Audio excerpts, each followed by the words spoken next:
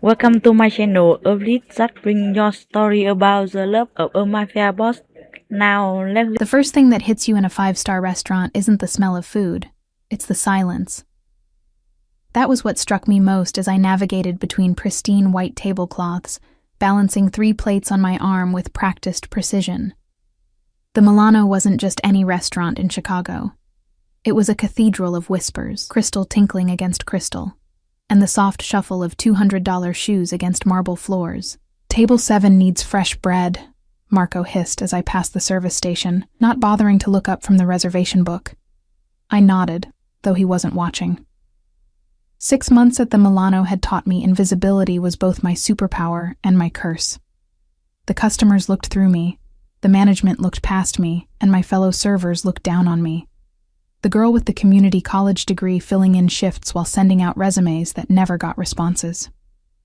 My fingers ached as I set down the plates at table 12. Ribeye, medium rare, lobster linguine, truffle risotto, reciting the dishes with the rehearsed smile that never quite reached my eyes. The businessman and his 2 companions barely acknowledged my existence, already deep in conversation about some merger. I didn't mind. Not tonight. Tonight, my mind was elsewhere. On the eviction notice taped to my apartment door that morning, on my mother's increasing medical bills, on the student loans I'd deferred twice already. The weight of it all pressed against my chest, making each breath feel like I was inhaling through a straw. When the front door opened at 9:47 p.m., I was folding napkins at the service bar, my back to the entrance. I wouldn't have noticed anything except for the strange way conversation died. Not gradually, but all at once, like someone had pressed a universal mute button. Marco's voice changed first. I'd never heard him speak that way. Soft, reverent, almost afraid. "Mr. Ricci, welcome back. Your usual table is ready." I turned, curious despite my exhaustion, napkins still clutched in my hands. The man standing in the entrance wasn't what I expected. In my imagination, power looked like the men I served all day. Loud, expensively dressed, demanding attention. This man commanded it without asking, standing perfectly still as conversations resumed in nervous staccato around him. He wasn't tall, but something about his presence made him seem like he filled the entire doorway. His suit was dark, impeccably tailored, with no flashy accessories except for a single gold ring. His hair was salt and pepper, cut close on the sides, and his face, God, his face. It wasn't handsome in the conventional way, but striking, olive-skinned, with eyes so dark they seemed to absorb light rather than reflect it. 2 men flanked him, both taller, both broader, both clearly security. One scanned the restaurant methodically, his gaze passing over me like I was another piece of furniture.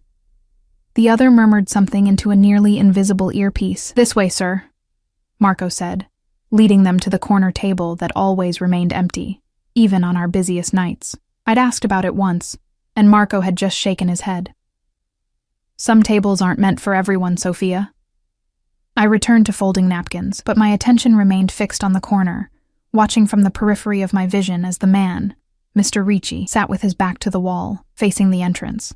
The 2 guards took positions nearby, not sitting, not eating, just watching. "Sophia." Marco materialized beside me, making me jump. "Table 8. I looked up, confused. "That's Caroline's section. Not tonight." His voice was tight. "Mr. Ricci's table. Caroline isn't appropriate." I wanted to ask what that meant, but Marco was already walking away, his shoulders tense. I smoothed my black apron, suddenly aware of how plain I looked in the standard uniform. White button-down, black slacks, hair pulled back in a practical ponytail. My heart hammered against my ribs as I approached the table, notepad clutched perhaps too tightly in my hand. Up close, Mr. Ricci was even more intimidating. A scar ran along his jawline, thin and precise, like it had been drawn with a silver pen. His hands were unexpectedly elegant, resting on the table. No fidgeting, no unnecessary movement. I could feel the bodyguard's eyes on me, assessing, dismissing. "Good evening, sir."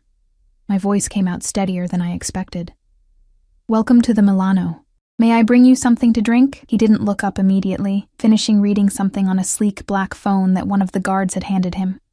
When he did raise his eyes to mine, I felt a physical jolt, like touching a live wire. Scotch.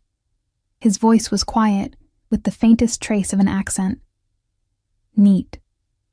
I nodded, turning to leave when he added, Macallan, 30-year.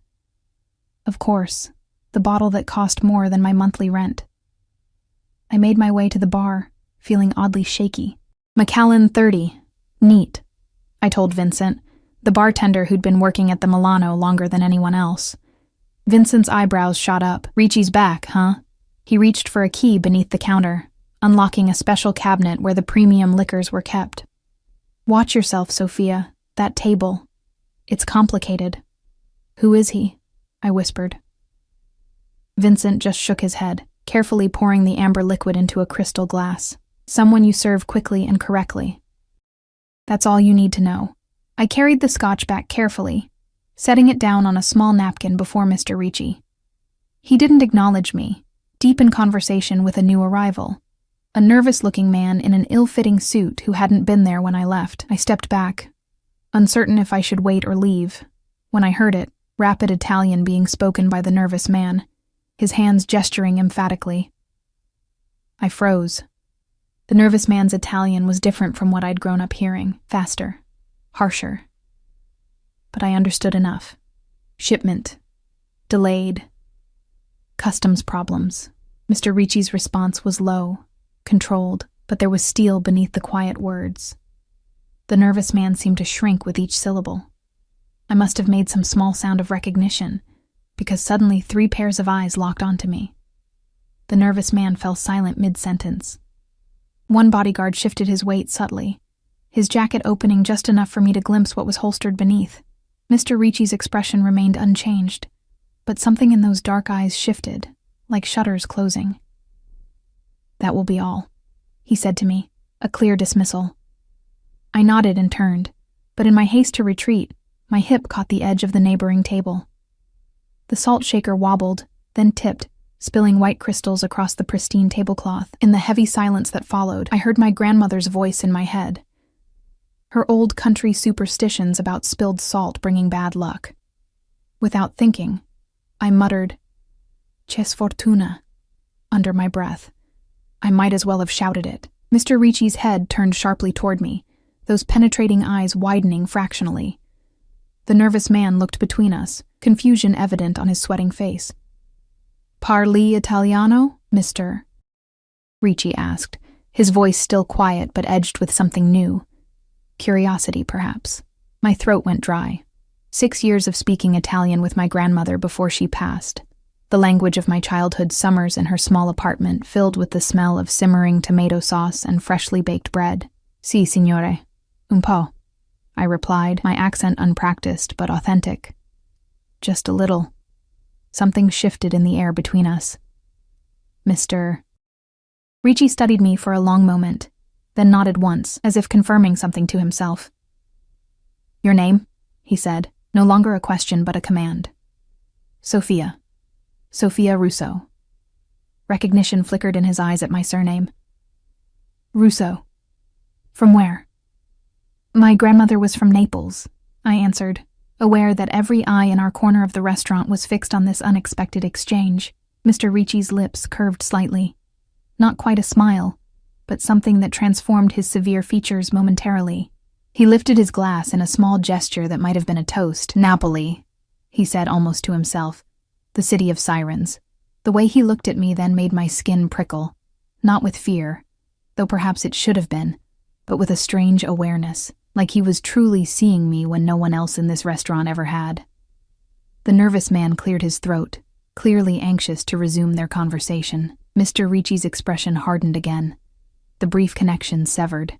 "We'll need the menu shortly," he told me, his tone making it clear I was dismissed.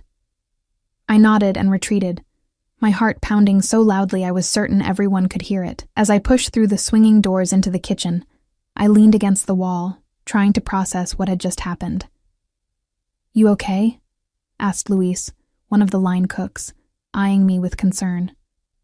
"Fine," I lied, straightening my apron with trembling hands. Just a difficult customer. The rest of my shift passed in a blur. Mr. Ricci ordered the off-menu veal that only Vincent knew how to prepare properly. He drank 2 more glasses of the expensive scotch. The nervous man left after 30 minutes, looking considerably more nervous than when he'd arrived. Mr. Ricci didn't speak Italian to me again, but I felt his eyes following me whenever I approached his table. It wasn't the way men sometimes looked at me, assessing, appreciative, occasionally crude. This was different. Clinical, evaluating. By the time he requested the check, the restaurant had emptied of other diners. Marco hovered anxiously near the bar, watching as I presented the leather folio with the bill tucked inside. Mr. Ricci didn't even open it. He simply slid a black credit card into the folio and handed it back to me, his fingers brushing against mine with deliberate precision. "Grazie, Sofia Russo from Napoli," he said, his voice low enough that only I could hear.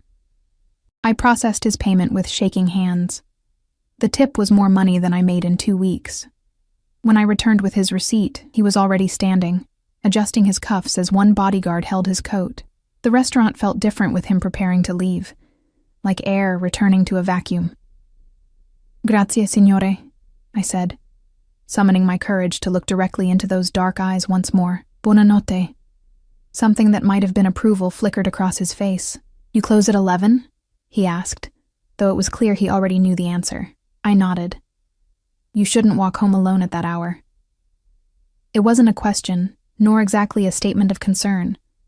More like an observation of fact. "I take the bus," I said, unsure why I was offering this information.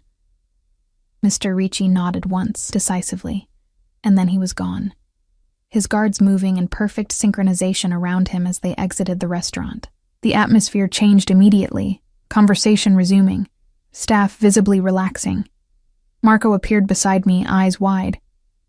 "What did he say to you?" he demanded. I shrugged, suddenly protective of the strange exchange. Just commenting on the food. Marco didn't look convinced, but the arrival of a late-night party of 4 distracted him. I finished my closing duties in a daze, wiping down tables and restocking napkins on autopilot. By the time I clocked out, it was 11:27 p.m. My feet ached, my lower back throbbed, and the night air bit through my thin jacket as I stepped outside. The bus stop was 3 blocks away, and the last bus came at 11:45.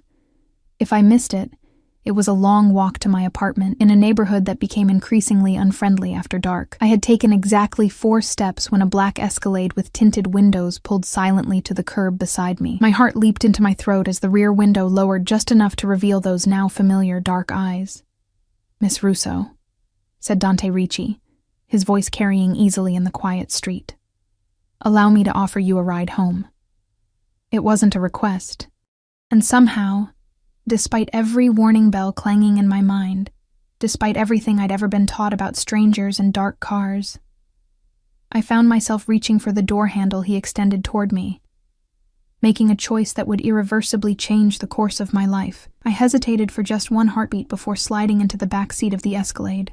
The interior was dark leather and smelled of expensive cologne and something sharper, like gun oil, though I didn't want to examine how I recognized that scent. The door closed behind me with a soft, definitive click. Mr. Ricci sat across from me, the space between us both too small and impossibly vast. Up close, in this confined space, he seemed larger somehow, his presence filling the vehicle despite his average height. 1 bodyguard sat in front next to the driver, his broad shoulders visible through the partition. I didn't know where the second guard had gone. "Your address?" Mr. Ricci asked, his eyes never leaving my face. I gave it to him, feeling a flutter of unease. My apartment was in a run-down building in a neighborhood that would make his expensive shoes look dangerously out of place. The driver nodded once and pulled smoothly into traffic without a word. "Thank you," I said, breaking the silence that threatened to suffocate me. "For the ride." Mr. Ricci made a dismissive gesture with one hand. Chicago isn't safe for a woman alone at night.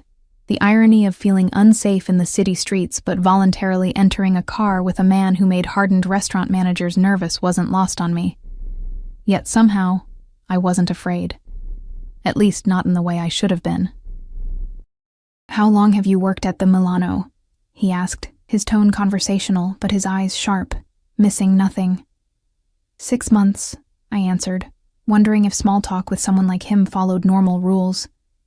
Before that, I was at Benelli's downtown, and before Chicago, I blinked, surprised by the question.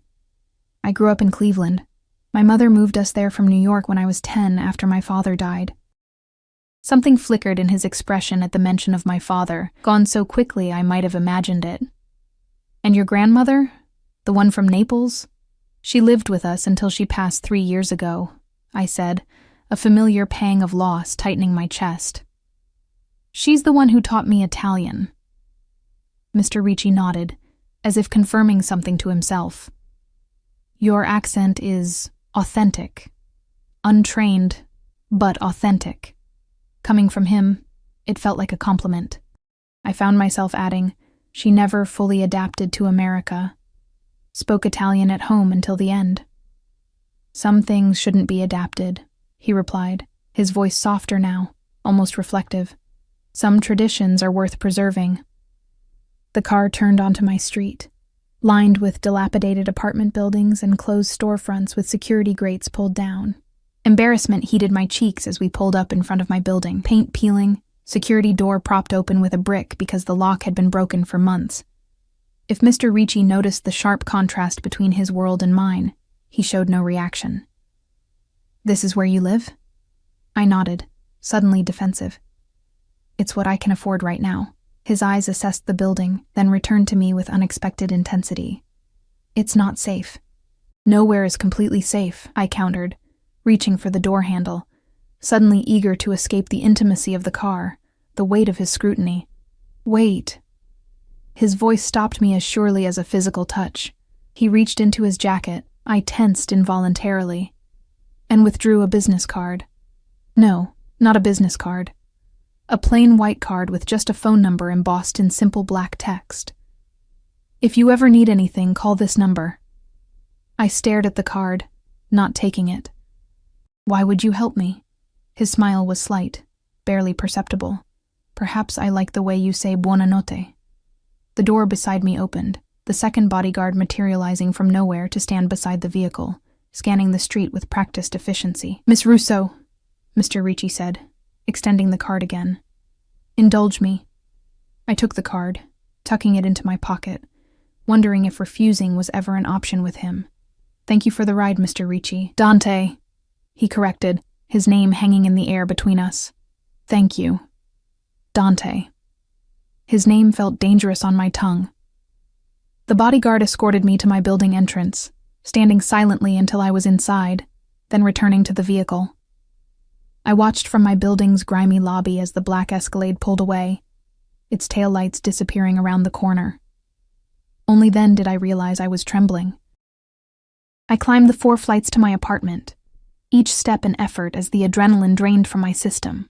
My tiny studio looked even more depressing than usual. The second-hand furniture, the kitchenette with its dripping faucet, the eviction notice still taped to the inside of my door where I'd moved it that morning. Sinking onto my bed, I pulled out the card Dante Ricci had given me. The paper was thick, expensive.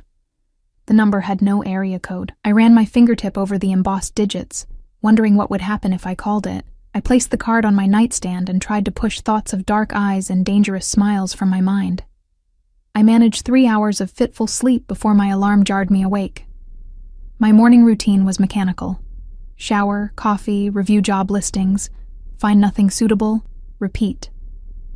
My shift at the Milano didn't start until 4, leaving the day stretching empty before me. I was halfway through my second cup of coffee when someone knocked on my door. 3 sharp raps that made me freeze. No one visited me. Ever. The landlord always called first. Approaching cautiously, I peered through the peephole to see a man in a dark suit standing in my hallway. Not one of the bodyguards from last night, but cut from the same cloth. Broad shoulders, impassive expression, alertness in his stance. Miss Russo? He called through the door. I have a delivery for you. My heart pounding, I cracked the door open, security chain still engaged. Yes?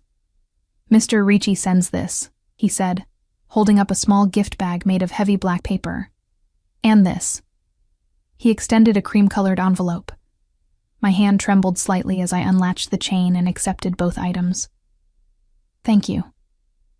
The man nodded once and turned to leave without another word. Back inside, I placed the bag and envelope on my kitchen counter, staring at them like they might explode. Finally, curiosity overcame caution. I opened the envelope first. Inside was a note written in elegant script on heavy stationery. Miss Russo, I would be honored if you would join me for dinner this evening at 8 o'clock. The Milano can spare you for one night. Consider it arranged. The gift is a small token. Indulge me once more. Dr. No request, just an assumption of my acceptance.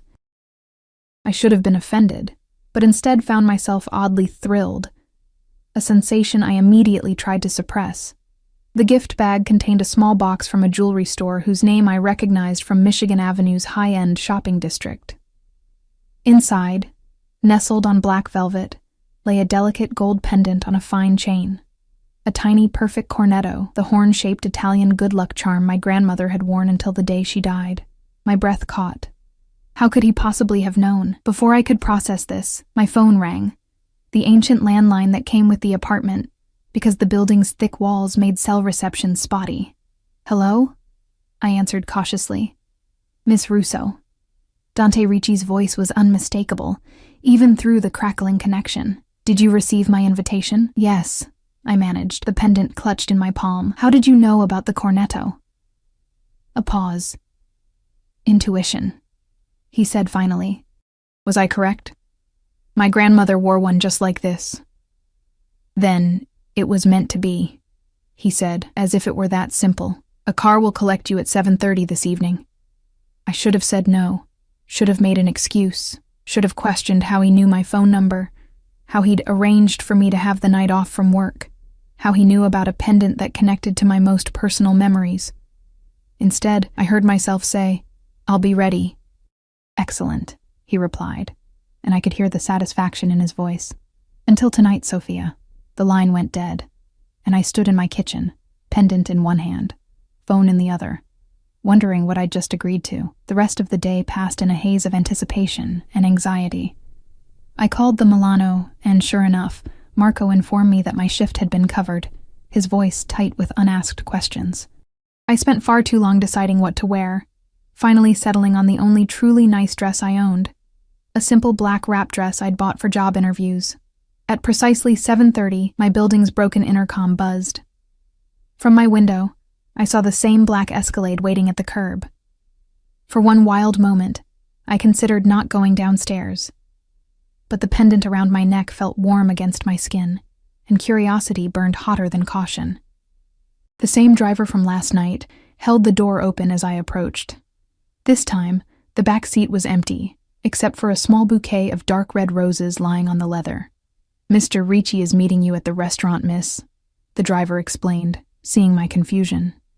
The drive took us north, away from downtown, and into an area of the city I barely recognized, old money Chicago, with historic mansions and private clubs hidden behind wrought iron gates. We pulled up to a discreet entrance marked only by a small brass plaque reading, Il Nascosto, the hidden. A maitre d' appeared instantly at the car door, greeting me by name as if I were expected royalty rather than a waitress from the wrong side of town. Inside was old-world Italian elegance, crystal chandeliers, white tablecloths, walls lined with wine bottles. The dining room held perhaps 10 tables, but only one was occupied. Dante Ricci stood as I approached, and the sight of him stole my breath. His suit was charcoal gray tonight, his white shirt open at the collar. No tie. He looked less severe than he had at the Milano, but no less powerful. Sophia, he said, my name like silk in his mouth. His eyes took in the pendant at my throat, and his lips curved in approval. You honor me by wearing it. It's beautiful, I said honestly as he held my chair. Thank you. Beauty deserves beauty, he replied, resuming his seat across from me. I became aware that we were alone in the restaurant except for the staff. No other diners, no visible bodyguards, though I suspected they weren't far. Did you rent the entire restaurant? His smile widened fractionally. I own it. Of course he did. Wine appeared without being ordered, a deep red that Dante explained was from a small vineyard outside Naples. The first course followed quickly, delicate arancini that melted on my tongue. Every dish came with a story. The chef's grandmother's recipe, the region in Italy where the ingredients originated, the proper way to appreciate each flavor. "Tell me about yourself, Sofia Russo," Dante said as the main course arrived, a seafood pasta that smelled of the ocean and memories. "There's not much to tell," I replied, suddenly self-conscious. "You already know I'm a waitress with a useless degree." "I know facts," he countered, his dark eyes intent. "I don't know you." So I talked, surprised by how easily the words came. I told him about growing up in Cleveland, about my mother working double shifts as a nurse, about my grandmother's tiny apartment filled with a sense of cooking and the sounds of Italian opera, about my dreams of becoming a translator before reality intervened, about my father's death when I was young, a car accident that left only fragmented memories of a man with a quick laugh and gentle hands. Dante listened with unexpected intensity, asking questions that suggested he was genuinely interested in my painfully ordinary life. "And now?" he asked, refilling my wine glass without asking. "What does Sofia Russo want now?" The question caught me off guard. What did I want? Security, stability, an apartment without an eviction notice on the door. "To not be invisible," I said finally, the wine loosening my tongue. "To not be disposable." Something flickered in his eyes. Recognition, perhaps. "You are neither of those things," says the man who noticed the invisible waitress. I replied with a small smile. "I noticed a woman who held herself with dignity in a place designed to strip it away," he corrected.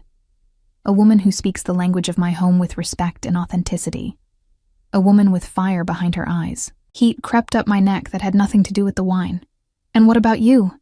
I asked, desperate to shift attention away from myself. "What does Dante Ricci want?" His expression changed subtly. "Many things, most recently to understand why a woman like you works in a place like the Milano." I laughed without humor. "Bills don't pay themselves. My mother's medical insurance doesn't cover her treatments. Student loans come due whether you have a job that uses your degree or not. You have concerns about money, not a question, but a statement of fact." I stiffened. "I'm not looking for charity, and I am not offering it." His voice was level, but there was an edge to it now. "I am a businessman, Sophia. I recognize value when I see it." "What kind of businessman?" I asked, the question that had been hovering since I first saw him at the Milano. Dante's lips curved slightly. "Import-export, primarily. Some real estate. Investments in various enterprises. Vague enough to mean anything. I thought of the nervous man, the whispered Italian, the bodyguards, the gun I'd glimpsed. Not just any businessman. You're afraid to ask what you really want to know," he observed, his gaze unnerving in its perception. "Would you answer if I did? Try me." I set down my fork, heart pounding. "Are you connected?" His expression didn't change, but something shifted in his eyes, a shutter lifting, then closing. "Connected to what, Sophia? You know what I mean." Dante leaned back in his chair, studying me. "What if I said yes? Would you leave? Get up from this table and walk away?" The sensible answer was yes, but the man across from me, with his dark eyes and his gift that somehow connected to my past, had already pulled me into his orbit. "I don't know," I admitted. His smile was small but genuine. "Honest. I appreciate that." He took a sip of wine, then set the glass down precisely. "My family has interests in various aspects of Chicago's economy, some more visible than others," a non-answer that was answer enough. "Does that frighten you?" he asked, watching me carefully. It should have. Instead, I felt a strange thrill, a dangerous fascination. "I'm still here."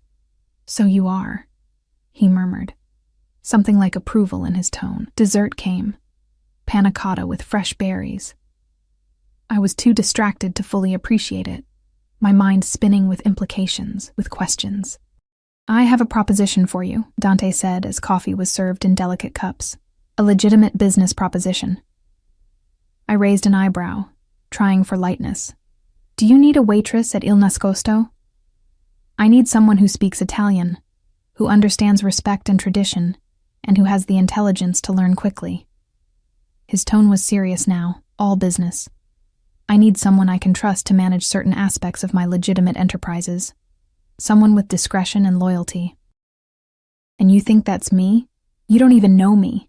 I know more than you think. He reached inside his jacket and produced a slim folder, placing it on the table between us. Your resume. Your academic transcript. Your current financial situation.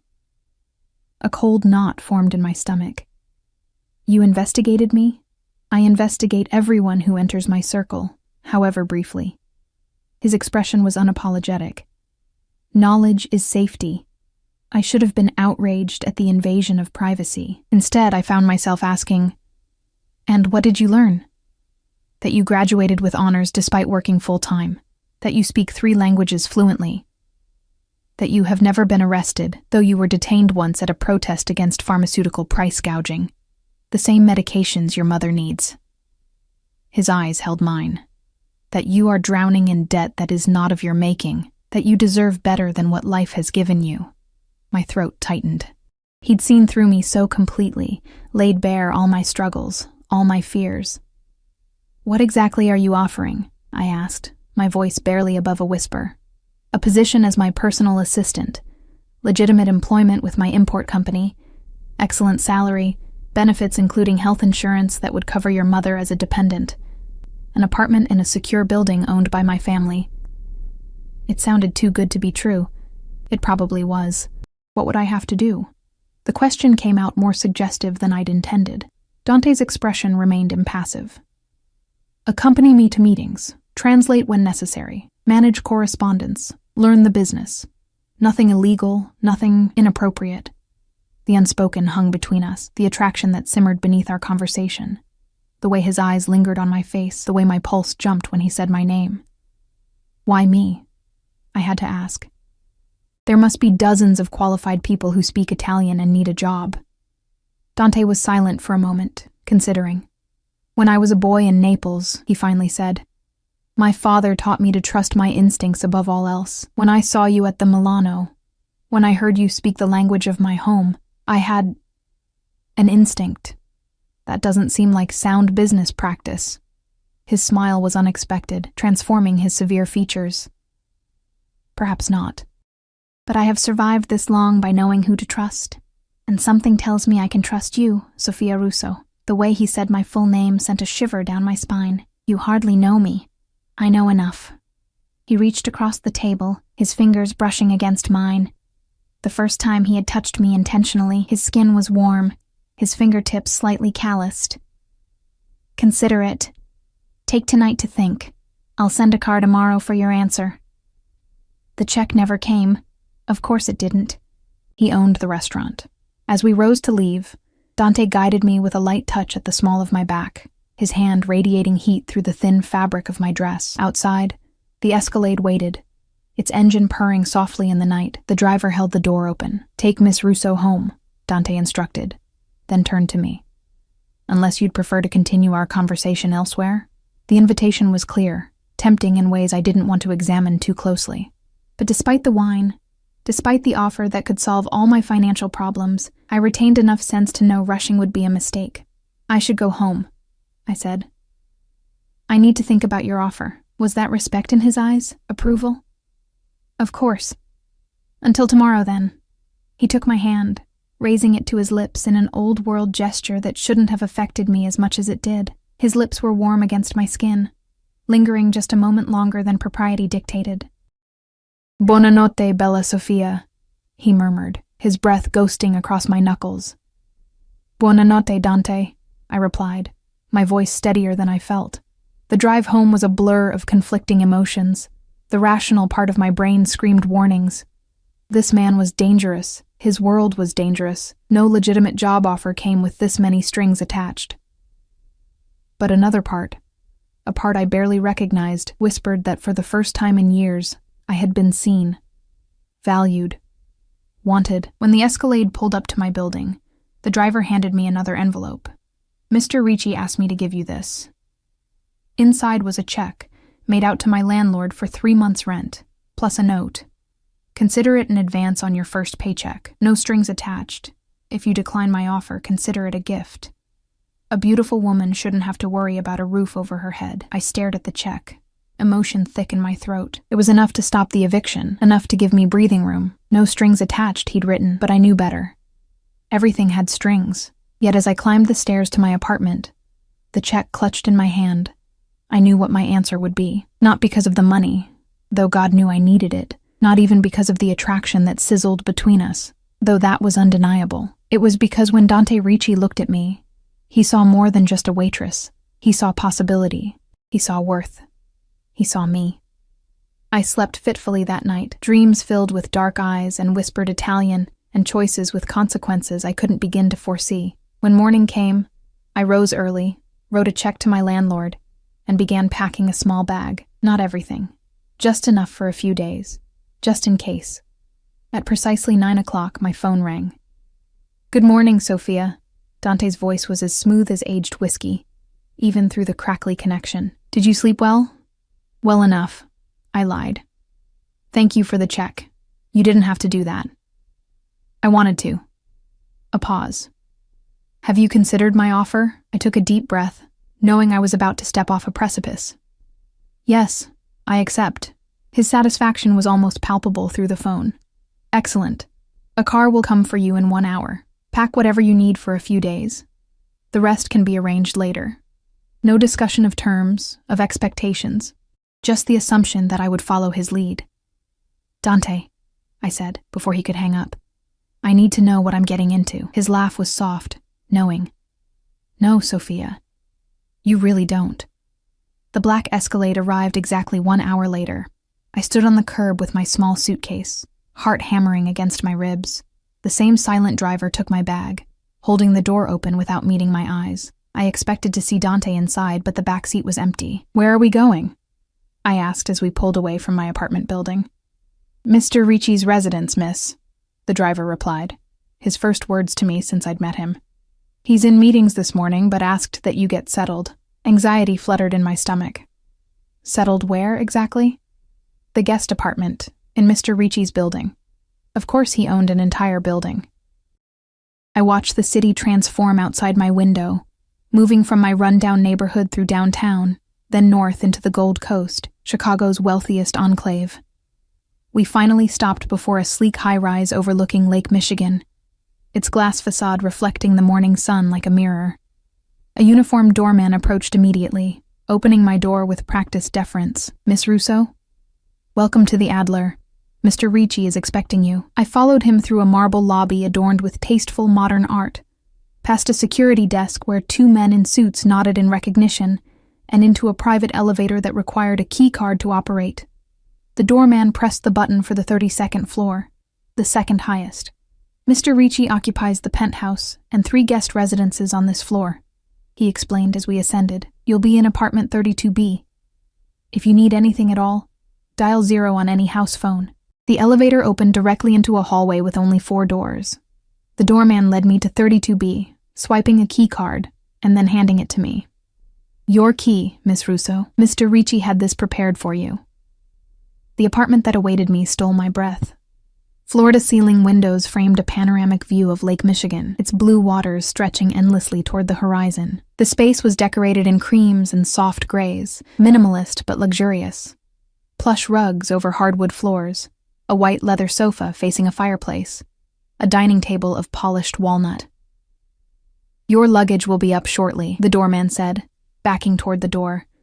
"Mr. Ricci left instructions for you on the counter." When he was gone, I stood frozen in the center of the living room, overwhelmed. This single apartment was larger than my entire building's floor. Just the sofa probably cost more than everything I owned. On the kitchen counter, all gleaming marble and stainless steel, lay a cream envelope with my name written in that now familiar elegant script. Inside was a note and a small silver key. "Sophia, welcome to your new home. For as long as you wish to stay, apartment 32B is yours. The lease has been transferred to your name, though the building management will continue to handle all expenses. Inside the master bedroom closet, you'll find some essentials to help you settle in. If they aren't to your taste, we can arrange alternatives. This key opens my private elevator, should you wish to visit the penthouse. I'll return around 7 p.m. Feel free to explore the building, The gym, spa, and pool are at your disposal. Franco at the security desk can answer any questions. Dante. The master bedroom held a king-sized bed with a sea of pillows and a duvet that looked like a cloud. But it was the closet that left me speechless.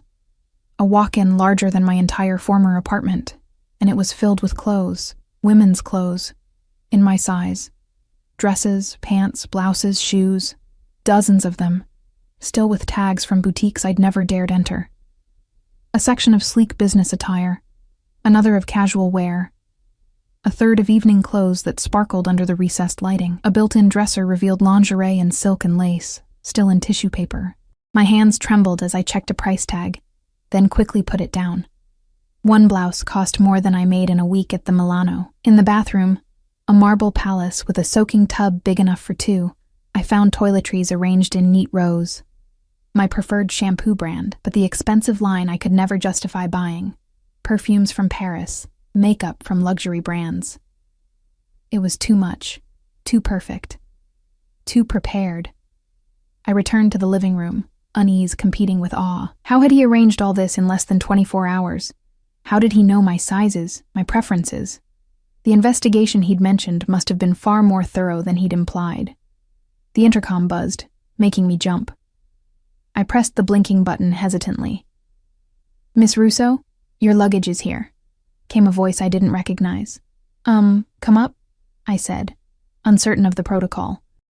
A different uniformed staff member appeared with my shabby suitcase, looking out of place against the luxury surrounding me. He set it down just inside the door.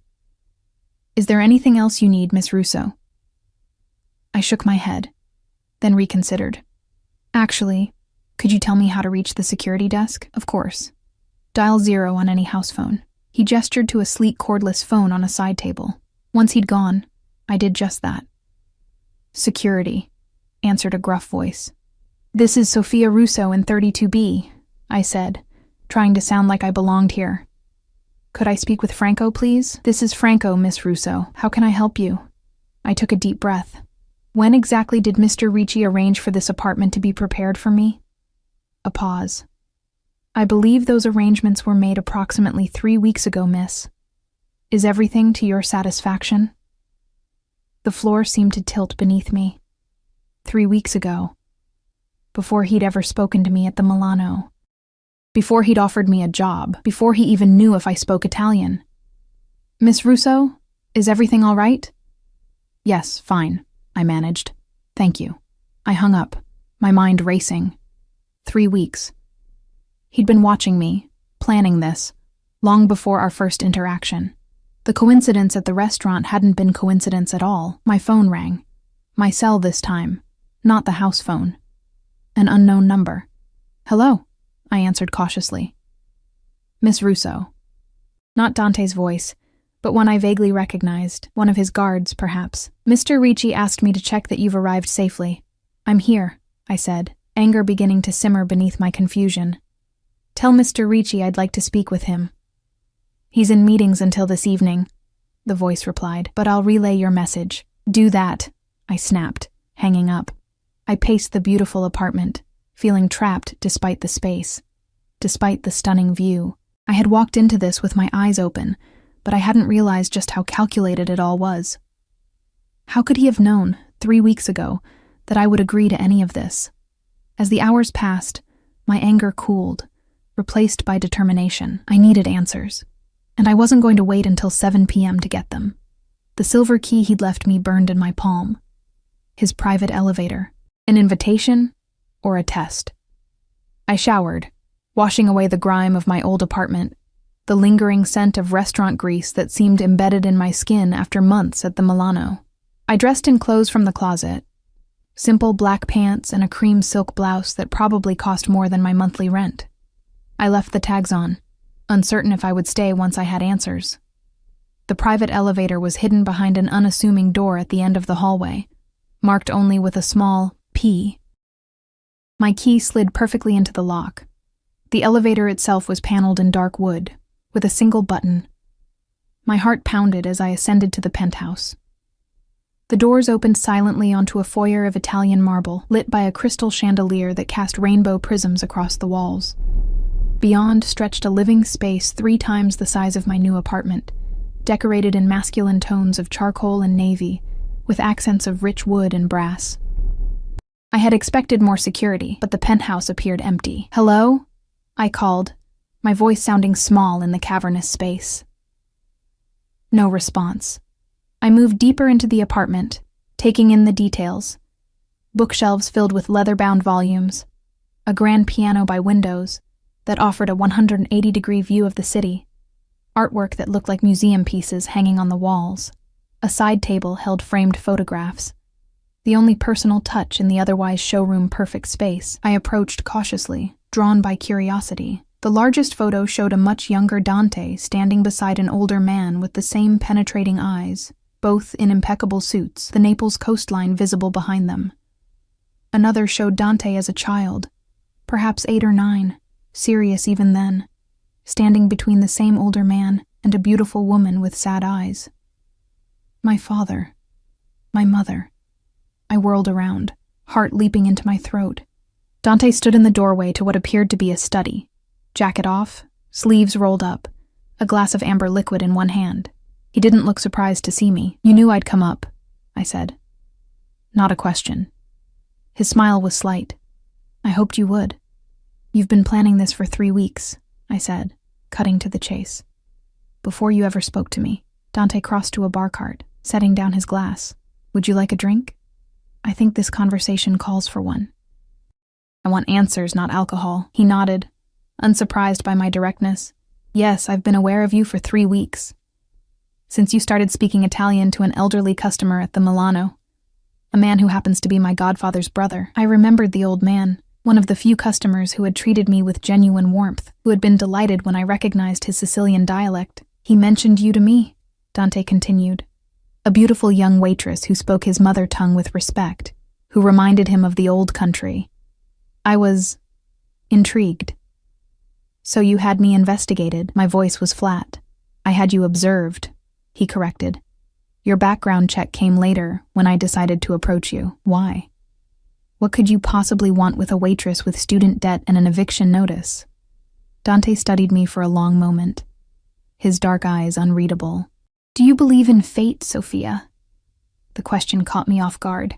"I believe in coincidences that people like to call fate, then call it coincidence that the woman my godfather's brother described shared a surname with a family my father once knew in Naples, that she had a grandmother from my home city, that she speaks my mother tongue in a city where few truly understand it." He took a step closer. "Coincidence that she carries herself with pride despite circumstances that would break lesser women." His intensity was unnerving, magnetic. "So, you arranged to meet me. You set the whole thing up." "I arranged to observe you myself," he clarified. "The conversation in Italian, your response, those were genuine. I needed to know if you were who I thought you might be." "And who is that exactly?" Dante moved to the bar cart, pouring 2 glasses of scotch despite my earlier refusal. He handed one to me, his fingers brushing mine deliberately. "Someone worth knowing," he said simply. "Someone genuine in a world of fakery. Someone who might understand the value of traditions, of family, of loyalty." I accepted the glass but didn't drink. "The apartment, the clothes, the job offer. What do you really want from me, Dante?" His gaze was steady, unflinching. "Exactly what I said. A personal assistant who speaks my language, who understands discretion, who can learn my business. That's not all." A hint of smile touched his lips. "No, not all." The tension between us was palpable, electric. He was close enough that I could smell his cologne, see the faint scar along his jawline. "I won't be your mistress," I said bluntly. His eyes darkened, but not with anger. "I would never insult you with such an arrangement." "Then what?" Dante set his glass down, then gently took mine and placed it beside his. "I want to know you, Sophia Russo. I want to earn your trust. I want to see if what I sensed that first night was real." His voice dropped lower. "And yes, I want you. But I am a patient man. Some things are worth waiting for." My breath caught in my throat, the intensity of his gaze, the heat radiating from his body so close to mine. It was intoxicating, dangerous. "And if I walk away now?" I asked. needing to know I still had a choice. The apartment remains yours. The job offer stands. I meant what I said. No strings attached. He reached up, one finger tracing the delicate gold cornetto at my throat. But I don't think you want to walk away. He was right.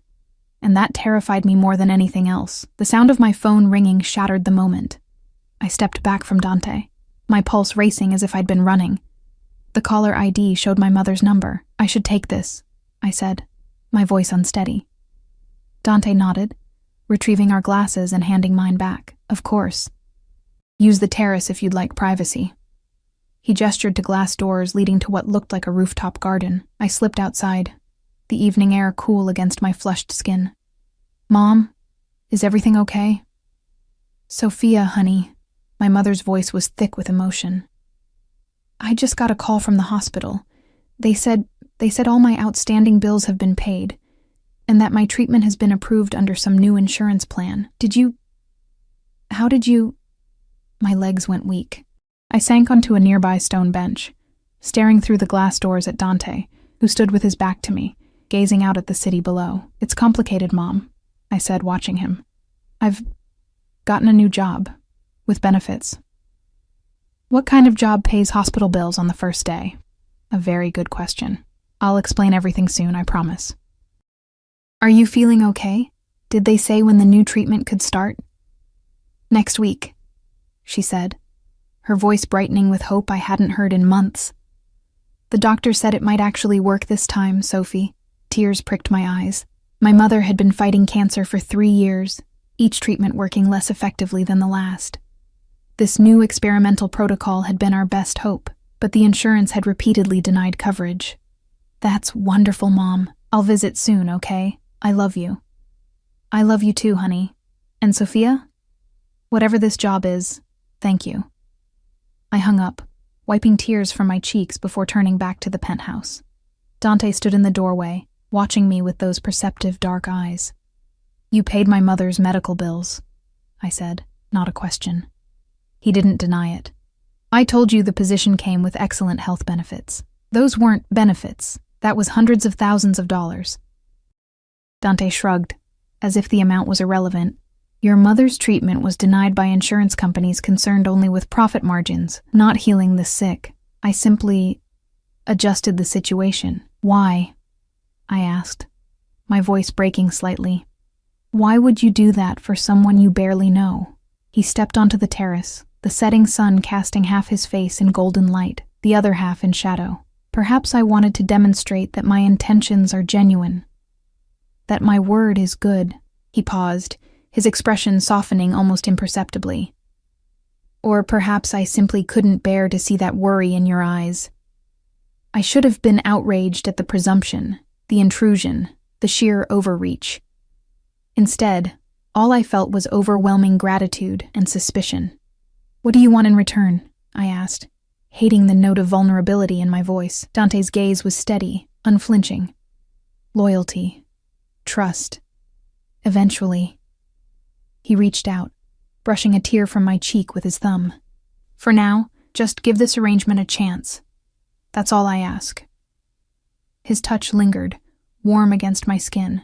Everything in me wanted to lean into it, to accept the comfort, the connection. But the rational part of my brain, the part that had kept me safe for 26 years, screamed warnings. I pulled back slightly. I need to understand what I'm agreeing to. The whole truth, Dante. Not just what you think I'm ready to hear. Something like respect flickered in his eyes. He gestured to a small table and chairs at the edge of the terrace. Let's sit. The view is better with the sunset. We sat facing each other, the city spread before us in a tapestry of lights beginning to twinkle in the dusk. Dante seemed to be considering his words carefully. My father came to this country with nothing, he began, his voice taking on a storyteller's cadence. A poor boy from Naples with hungry eyes and big dreams, he built something. Substantial. Not always by methods that society would approve of. His eyes held mine. Do you understand what I'm saying, Sophia? I nodded. Your father was in the Mafia. The Americans love that word, he said with a small smile. In Naples, we simply called it family business. But yes, by your definition. And you inherited his family business.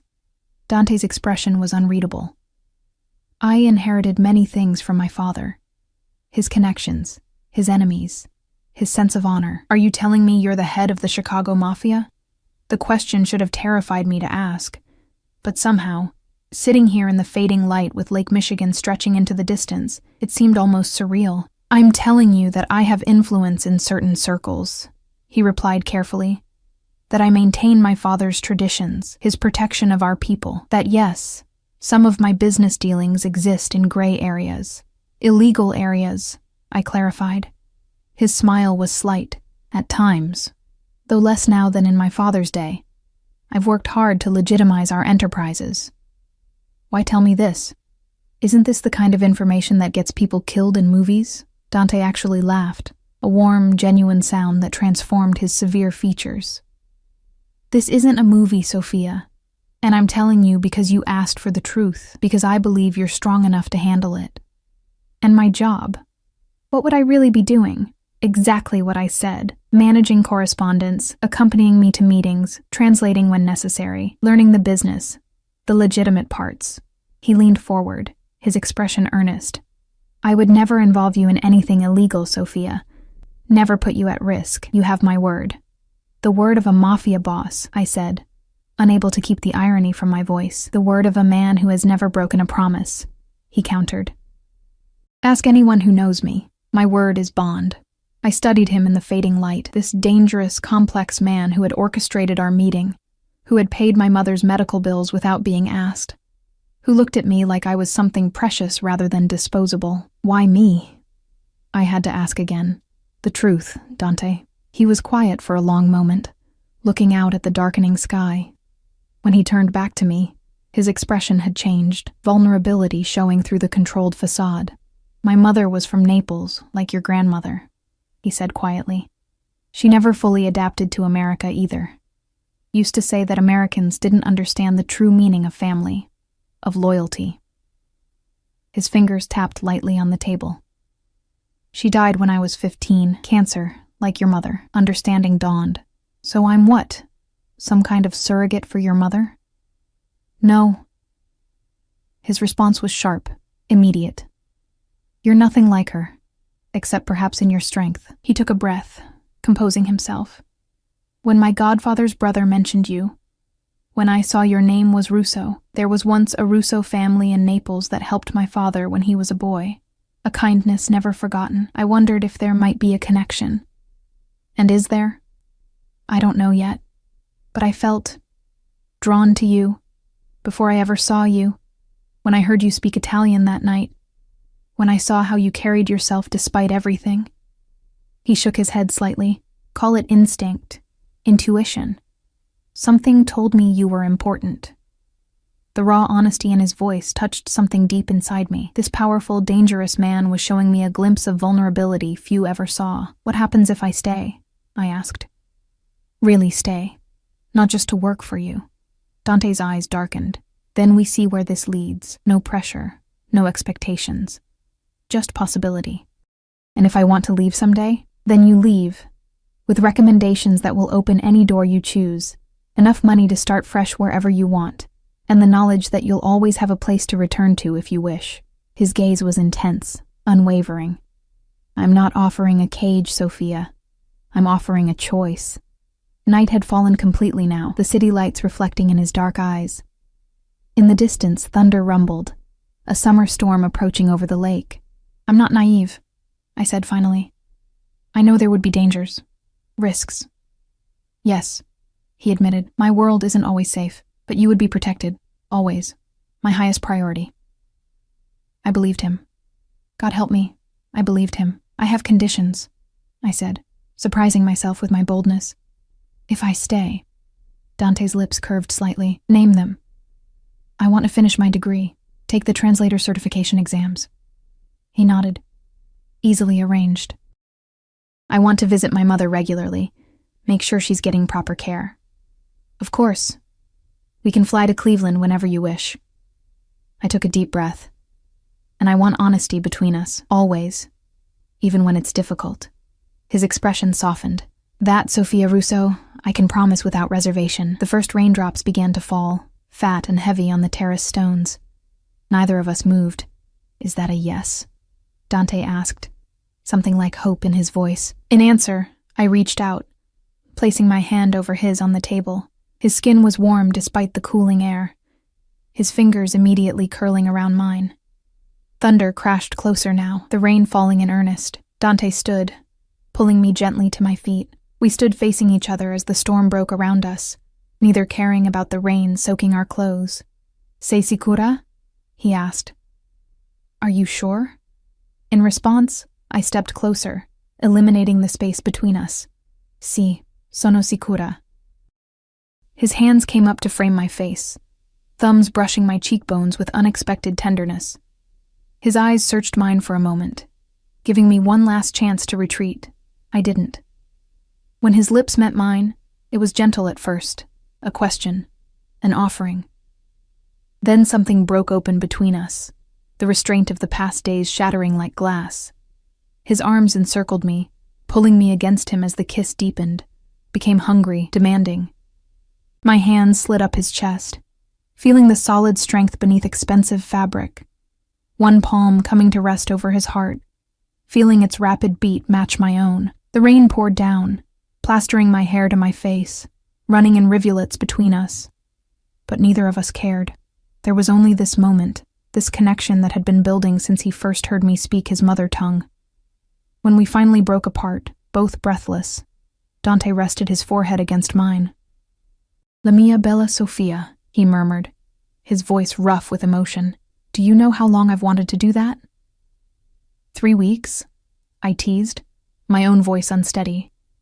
His laugh was warm against my skin. "Longer, I think. Maybe all my life." We stood there in the pouring rain, holding each other as lightning illuminated the sky, neither willing to break the moment. Eventually, Dante pulled back slightly, brushing wet hair from my face. "We should go inside before you catch cold." I nodded, suddenly aware of my soaked clothes, my racing heart. He took my hand, leading me back into the warmth of the penthouse. As the terrace door closed behind us, shutting out the storm, I realized I was crossing a threshold in more ways than one. Dante's hand remained clasped with mine. A silent promise. Whatever came next, the complications, the dangers, the struggles of merging our different worlds, we would face it together. I had walked into his life with my eyes open, knowing who he was, what he was, and still choosing this path. As he drew me closer once more, his dark eyes reflecting my own desire back at me, I knew that some choices, once made, change everything. For better or worse, my life had irrevocably shifted course the moment I had greeted the Italian Mafia boss in his mother tongue. And despite all logic, despite all the reasons to be afraid, I couldn't bring myself to regret it. "Bentornata a casa," Dante whispered against my lips. "Welcome home." And for the first time in years, I truly felt like I was.